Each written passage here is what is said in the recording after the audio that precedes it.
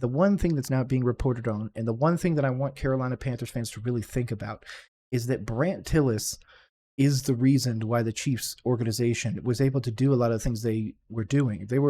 He's a cap wizard. Hey, I thought it was all over.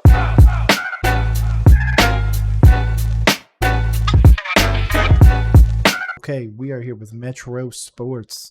MetroSports is bringing us is the Carolina Panthers fixable? And if so, how would he fix it? This is going to be a great one. Buckle up and get ready. The Carolina Panthers had a disastrous first year with Bryce Young, but fortunately for them, I think I have an idea as to how we can fix them. So today, let's fix the Carolina Panthers. Okay, before this even starts, again, make sure you go subscribe to MetroSports. They have a great YouTube channel. They've got a lot of awesome content on there. And of course, this video is going to be great. Make sure you like and subscribe to the video. Overall, though, I want to know your thoughts. Before this even starts, drop them down in the comments. How would you fix the Panthers in your first 3 moves, okay? Doesn't need to be anything too crazy. Obviously, it's just your first 3 moves, so there's still a lot more to be done. But how would you set the tempo moving forwards? Personally, I'm re-signing Brian Burns to a 7-year contract at minimum. Whatever they'll allow me to sign, I'm going to make sure that he never, ever touches another team's jersey. Never has to wear it, nothing. Then, to be honest, I'm getting a wide receiver. I'm probably looking at Hollywood Brown, probably looking at Tyler Boyd. And then, of course, I want to increase the offensive line capability. So obviously there's going to be some moves there. But if I really want to just increase all offense, my other option for number 3 would be to broker a trade for with Miles Sanders, probably our 180th pick. You might be able to get away with the 2-something. But those 2 together for Nick Chubb. Nick Chubb is coming off of an injury. He was one of the best backs. He's gonna have a lower barrier to entry right now because he is coming off the injury. We're kind of betting on him to go back and being another great running back. We would also have to give him a contract, so I probably start that in the 12 to 15 range. And if Nick Chubb returns to thing, we have arguably one of the best running backs in the league. But that's just mine. Obviously, again, we're getting Bryce some help, helping the run game, and of course, helping with retaining Brian Burns. But I'm assuming he's going to do something kind of like that. I'm very curious to see what he does with Burns, Luvu, DB, and all that. Obviously, he's going to do cuts, trades, the draft, and everything. So let's go. So in order to help the Carolina Panthers figure out their Bryce Young situation, we're going to be doing a handful of things. Number 1, we're going to be cutting / letting a few players walk. We're then going to go into a re-sign and extension period. And we're going to go into a restructuring contract situation. Lastly, we're going to talk about 5 free agents who I think the Carolina Panthers should target. We will also discuss the NFL draft at the end of the video, so make sure you stay tuned for that. But let's go ahead and talk about the basics that we should go ahead and get out of the way before we actually start talking about different things. So for starters, the Carolina Panthers have about $30 million in cap space. And after our cuts, I think that we can open up another $15 to $20 million in cap space, give or take a couple million. Okay, that gives us quite a bit of money to play with. And if you were watching our breakdown with Jackson Kruger Sports, you would know we've got about $90 million in cash. So that gives us a lot of opportunities to maneuver and make things happen. And the one thing that's not being reported on, and the one thing that I want Carolina Panthers fans to really think about, is that Brant Tillis is the reason why the Chiefs organization was able to do a lot of the things they were doing. He's a cap wizard. So if we're going to want to retain Brian Burns, he's the perfect person to make it happen. He's the perfect person to help us build, literally, from the contract up, a great franchise, a great dynasty, hopefully. So Brant is going to be our, skeleton key into the playoffs, I hope. Now, I'm not going to pretend to sit up here and tell you guys that I know everything about the salary cap, but we're going to make this a little bit of a fantasy rebuild, so just kind of go along with it, and if there's any sort of flaws, you can tell me in the comment section below. So I have a long list of players who, in my opinion, the Carolina Panthers should either cut or just let walk. This list of players are players who will either give back the Carolina Panthers money or not negatively impact their salary cap situation. So the players we're going to be cutting / letting walk are Ian Thomas, Terrence Marshall, Bradley Bozeman, Xavier Woods, DJ Chark, Jeremy Chin, and CJ Henderson. Boy, that's a list. Okay. God, there's like one person in there I would actually want to retain. The majority of these guys did not play all that great last year, and I think moving forward, you probably don't need 90% of these guys because, well, you can open up cap space and they just don't play that well. This alone can open up easily over $10 million in cap space to let you go out there and sign another free agent. To me, of all the names that I've talked about, the only player that I think kind of hurts them is DJ Chark and maybe Jeremy Chin, because those guys are good players, but they just haven't played well with Carolina. But to me, I'm willing to grow that cap space number a little bit more to get rid of those guys. Next up, we're going to be doing a re-signing / extension phase. Okay, I'm not sure how I feel about cutting all those guys. Like I said, I think there's about one in there. Maybe Terrace Marshall Jr. Terrace Marshall Jr. Bozeman. The Rams just cut one of their tenured centers. His name is escaping me right now. So maybe go grab him to fill that.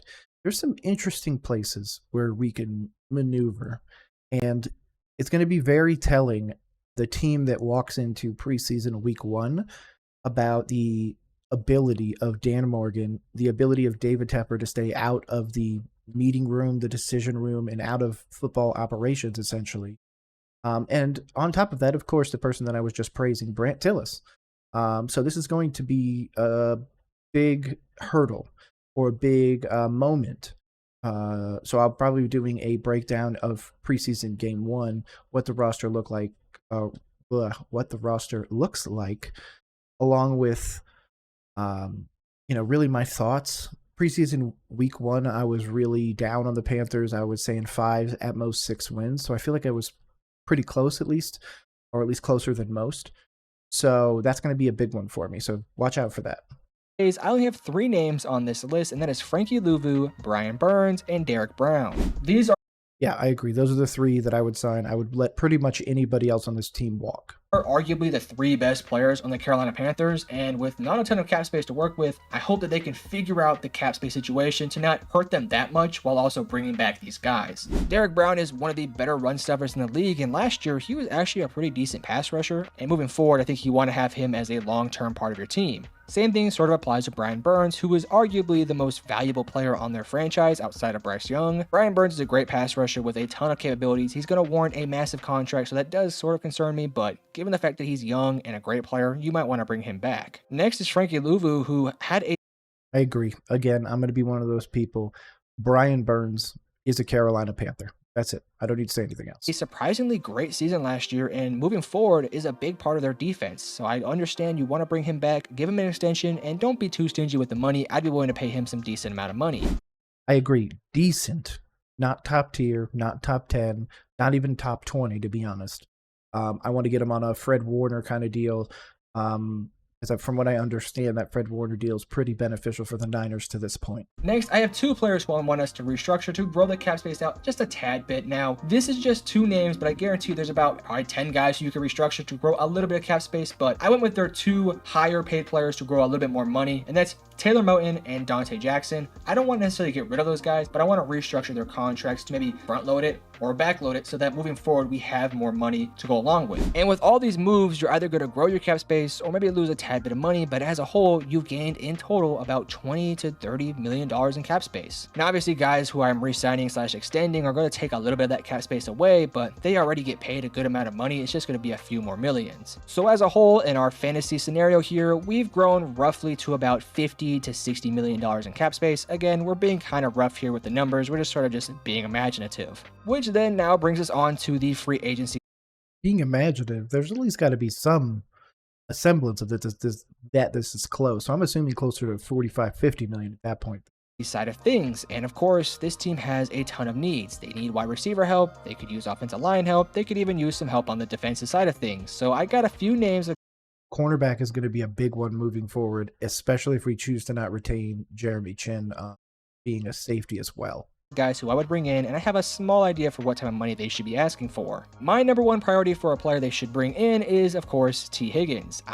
T. Higgins is not even going to hit the market, so unfortunately this one's not in the bag for us. the rumors that he's going to be franchise tagged. I'd be willing to give him a contract worth about 4 years, roughly $80 to $90 million. That puts him in a range to be paid like a top 10 wide receiver in the league. Now, here's the thing. Is he a top 10 wide receiver in the league? No. Carolina doesn't really have the leverage to just go out there and give him some small-term deal. Now, Cincinnati might franchise tag T. Higgins, but that doesn't necessarily mean he has to sign that contract. And I think at Cincinnati, It absolutely does, and he's going to be a Bengal. is not willing to match Carolina Panthers' offer, I think he is a Carolina Panther. And here's the thing. Carolina could even offer him even more money. So I wouldn't be shocked if Carolina was to give him upwards of about $100 million because he is that valuable for this team. You give T. Higgins, Bryce Young, and I think moving forward, he could be that true receiver one this team needs. The next move I agree, but we also have to acknowledge the pre-Damar Hamlin hit and the post-Damar Hamlin hit. There was a stat change in that, so I think it took T a little bit longer to rebound. Does that mean he's got maybe some damage essentially from that? I could completely understand. It was a traumatic event for a lot of people. So that's something to consider. I think he's just going to get tagged. But yeah, if we go out there and pay him 25, 27 million, of course they're not going to match it. Because they're also going to have to pay Jamar Chase. So that's going to be something to think about. They're, again, going to be letting go of Boyd. So Boyd's going to be out there. That might be a good wide receiver 2, 3, because we're still going to need a wide receiver 1. I think with 33, you could trade him to a few places and go get a wide receiver 1. I think that with 33 and, say, Jeremy Chin, and essentially like a sign and trade sort of deal, or just maybe another future pick. You can go out there and get a Devontae Adams. You might be able to contend for a Stephon Diggs or somebody like that. So think about that as well. Obviously a little bit more far-fetched, but possibilities nonetheless. like to make would be addressing the center/guard position, and that is with Andre James, who I'm going to be giving a 3-year, $20 to $25 million type of contract. Andre James was a huge part of the Las Vegas Raiders offensive line, and last year he was one of the better offensive linemen in the entire league, especially at that center position. Now, I didn't know much about Andre James, so really know if he can fill in at guard or whatever need they have, but given how good of a player he is, I think that they could really use him. Last year in 963 snaps, he only had 3 penalties and only 4 sacks allowed, and he had a PFF grade of 74.6. This Carolina Panthers offensive line could really use a player of his stature, especially when it comes to the interior part of the offensive line. I think Andre James, for that type of money, would be a nice addition. The next player who I think could address a serious need for this team is J.K. Dobbins on a 1-year prove-it deal. J.K. Dobbins, when healthy, typically plays pretty well. I don't like this. I like him in Baltimore. I like him in San Francisco. I like him in a few different offenses, but not for this Carolina Panthers team. I think we need somebody that's a little bit more of a bell cow kind of guy. That's why I really like the idea of us going to get Chubb. But again, very far-fetched. I don't know if we could actually make the deal happen. Now, I understand that Miles Sanders did not play good last year, but I don't want to just necessarily just completely ship him off. I think if JK can stay healthy, putting him next to a guy like Miles Sanders could really significantly help him. Miles Sanders could be that second option with more of that passing threat to him, whereas J.K. Dobbins could be your more traditional running back. And I think that was something that this year the Carolina Panthers really needed. Chuba Hubbard is decent, but he's nothing special. Granted, you could also just do Chuba Hubbard and J.K. Dobbins, and I wouldn't hate that much either. To me, J.K. could really use a brand. If you allow Sanders to leave and you go and snag J.K. Dobbins, okay, because the rumors are that Ravens are going to go out and get Derrick Henry. So let them go get Derrick Henry. Then you allow them to get, say, for example, a DeAndre Swift. DeAndre Swift only took a back seat this year because he was playing with my Carolina Panthers. I don't care what you say. He didn't do this with the Eagles because they had a really good offensive line. We don't have that. I really don't care what you want to say. The proof is in the pudding, and we had arguably the worst offensive line last year. So I'm not even going to play with, oh, they look good on paper. No, they didn't put it on the field. So yeah, I think that's the symptom. Our offensive line is so depleted that it's basically impossible for anybody to do anything. And then to think that Chuba needed to somehow overcome, I think Chuba did the best with what he did, or with what he could. Same thing with Sanders. He obviously was able to break off a few later in the year where people finally started to turn around on him. But I still feel like people are so sold on him that he's done, at least being a Carolina Panther. Miles Sanders, I mean, not Chuba. I would like us to retain Chuba, but I'm not really sure. Again, this preseason week 1 is going to be a big, barometer to where our team is building towards, the kind of team we want to be. And really Dave Canales' offense as well, which obviously we haven't really talked about in this. a new fresh start in a kind of a prove it situation, so give him a 1 year, $1 to $2 million deal just to sort of have him prove his worth. The next player who I have on my list is super unrealistic, but I did just want to briefly mention his name. Again, I'm not going to have him as a significant part of this team's future, but if they can make the money, I would love this move. And that is, of course, Hollywood Brown, the receiver currently for the See, I agree. I would love Hollywood Brown. Me and Stop and Look, aka Zach, shout out to him. We did a interview where we talked about it, and we both agreed. Hollywood Brown and Tyler Boyd might be an upgrade for this wide receiver core. We're probably going to lose Adam Thielen regardless.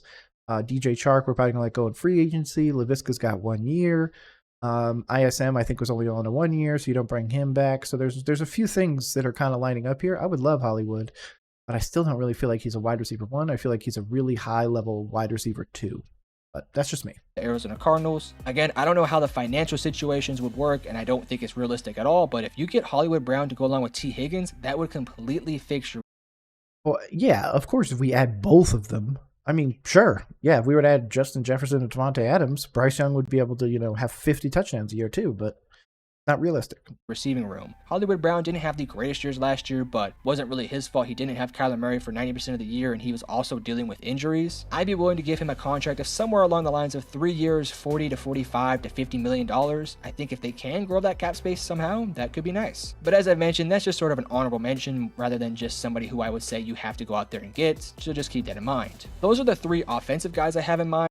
Like I said, give me Chubb, man. Give me Nick Chubb. And now I have 2 defensive pieces that I think would be great, and that is Dorrance Armstrong and Geno Stone. Dorrance Armstrong has been an essential part of that Dallas Cowboys defense as sort of just a simple rotational guy. He's averaged about 8 to 10 sacks per year with the Dallas Cowboys and has been super underrated and super underpaid. The nice thing about Dorrance Armstrong is I don't really think he has to be that traditional 10-sack guy, but you're also not paying him to be a 10-sack guy. You're going to pay him somewhere along the lines of 3 years to $22 million, and he's going to go out there and get you 7 to 10 sacks per season. He's somebody who could be a part of your rotation, but can also be opposite of a guy like Brian Burns. On the year, Dorrance Armstrong had a PFF grade of 70.1 to go along with 20 tackles and 9 sacks, and I think moving forward, he'd be a great addition for this defensive line. I wouldn't be shocked if he has a more predominant role with this team if he was to get up to 10 to 12 sacks. I mean, he was obviously playing behind guys like DeMarcus Lawrence and Micah Parsons and still had 9 sacks. This would be a huge loss to the Dallas Cowboys, but if Carolina could get this guy, that would be such a nice move. The last player... Okay, I'm on board with that, to be honest. Anybody that can go out there and really help Brian Burns get to that next level, that's what I want, to be honest. I think Brian Burns is going to return with a 10-plus sack season. I think a lot of the people that were kind of hounded on him are really going to have to sit down and, eat this, kind of take the proverbial... whipped cream on the face. But yeah, it's going to be an interesting one. If we were to add somebody like this, man, 2 guys, 10-plus sacks, that'd be great. Who I think they need to bring in would be Geno Stone, the safety for the Baltimore Ravens. He's super young. Yeah, because Kyle Hamilton's basically their new safety, so what's the point? Go get Stone. Okay. I'm very, very interested in this. Especially if we choose to not retain Chin. Super dynamic, can make plays, and could be a traditional safety this team could really use. Last year, he had 50 solo tackles to go along with 7 interceptions on 25 receptions allowed and had a PFF grade of 71.9. And this is a guy who's a nice culture fit to go along with a defense that could really use a new cornerstone in that safety room. This to me would be a... Man, I'm sold, to be honest. Yeah. Stone, as long as we can get a good contract. I'm really curious what he's going to say about that. Premier edition that wouldn't really break the bank either. Because based off everything I've been hearing, you're going to be giving him a deal worth roughly 3 years, $25 to $30 million for a fantastic safety. So if you're paying... Yeah, sold. Whatever we need to do, that I would take that, no problem. A guy $8 to $10 million to be a great safety, I say why not? Geno Stone is that guy. Don't be fooled by the fact that he was taken in the 7th round in 2020. He is legit. And in my opinion, for Carolina, this would be a home run off season for them. But now that we've talked about all the additions and subtractions of this team. Okay. Obviously, if you add T, Hollywood Brown, J.K. Dobbins, I mean, you're adding some real pieces there. It also comes down to scheme. We kind of thought coming into the season, or at least a lot of people did, not me per se, but a lot of people saw this team as, playoff team. Thought of Thielen, Chark, both hitting 1,000, Laviska hitting 800-900, being like a Debo-style receiver. Really expected Miles Sanders to be 1,000-plus yard rusher, 10-plus touchdowns. That's not really what happened. Everything looks good on paper, but it's the execution, the plays themselves, the scheme, the moment. And I really need my Panthers to really meet that moment for the first time in a while. Let's talk about the NFL draft. Obviously, no first round pick, and that sucks. Could they trade up? Maybe. Should they trade up? Probably not. This is not a team that has a ton of capital and a ton of stuff to just go ahead and throw out to go get a first round pick. Isn't really needed, especially in a draft that is full of a ton of talent in the first, second, third rounds. As it sits right now, they have 6 picks in this upcoming draft. They have the 33rd overall pick, the 65th overall pick, they have their own 4th, they have the San Francisco 5th, the Tennessee Titans 5th, and the Arizona Cardinals 6th. I think with your second round pick, if they were to do the moves that I think they will make, I don't really know if receiver's that big of a need. I would probably go for offensive tackle. Maybe you could go a secondary member or just best available. Because the truth is, the 33rd overall pick is essentially a first round pick. I mean, you're literally picking one pick after the 32nd overall pick, which is of course a first round pick. So you're going to get a first round talent basically because, well, this is a loaded draft class. I think there's guys out there like Adonai Mitchell, maybe Amarius Mims, maybe Troy Fatanu falls, so on and so forth. They're going to have a ton of guys on. Yeah, I've seen different ones have us getting like Chop Robinson, Leggett, Troy Franklin, of course. There's a few that I've seen. Of course, the one that I really like, or at least the idea of, is Brandon Rice. He is anything like his father, then we have a smashing great pick, and we wouldn't need him until like I think it's like our 60-something pick, where he might be able to escape away with 101 or whatever the hell it is pick. So board. And I'll throw a name out there who I freaking love for the Carolina Panthers, and that's Jatavion Sanders, the tight end for the Texas Longhorns. It's a tight end driven league, and I think if you're the Carolina Panthers, you don't really have that guy. If you can go out there and get a dynamic pass catcher like Jatavion Sanders, that would be a great fit. Imagine a hypothetical scenario where you get better in the receiving room, better along the offensive line, better in the running back room, better in the coaching staff room, and now you're fixing your tight end. So that coaching one is going to be where I'm going to take a very brief pause. I'm going to make a video at some point about my thoughts on the coaching staff, about what we decided to do, what we ended up with, and everything that comes with that.